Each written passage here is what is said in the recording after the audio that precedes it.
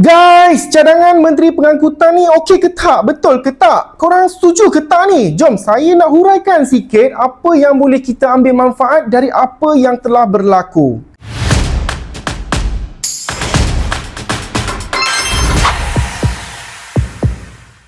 Satu nyawa melayang, 1000 duka menghunjam. Namun adakah sistem keadilan kita selama ini benar-benar membela mereka yang telah ditinggalkan atau sekadar menghukum mereka yang bersalah sahaja? Tumpuan kini terarah kepada cadangan pindaan Akta Pengangkutan Jalan yang mewajibkan pesalah membayar pampasan terus kepada keluarga mangsa. Bunyinya macam reformasi moden, namun hakikatnya ini adalah kembali kepada prinsip keadilan yang sudah lama ditekankan dalam syariat Islam. Jangan terkeliru, langkah yang dicadangkan oleh Kementerian Pengangkutan ini mempunyai persamaan ketara dengan konsep diat itu sendiri dalam perundangan Islam. Islam tidak melihat keadilan hanya pada jeruji besi sahaja, tetapi pada hak waris yang hilang punca pencarian. Dalam Islam, diat adalah pampasan harta yang wajib dibayar oleh pembunuh atau pesalah kepada waris mangsa sebagai ganti rugi nyawa. Inilah solusi 1-2.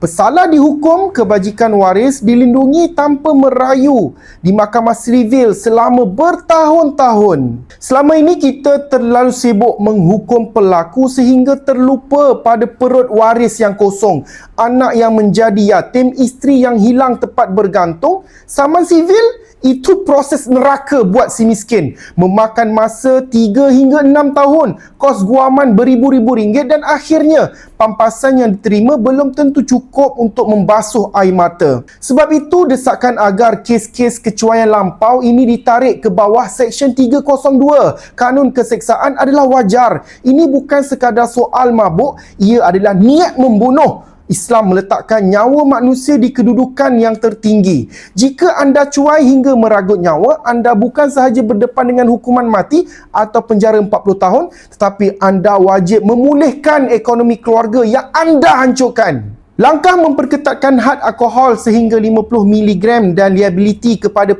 pemilik permis hiburan adalah manifestasi sifar toleransi.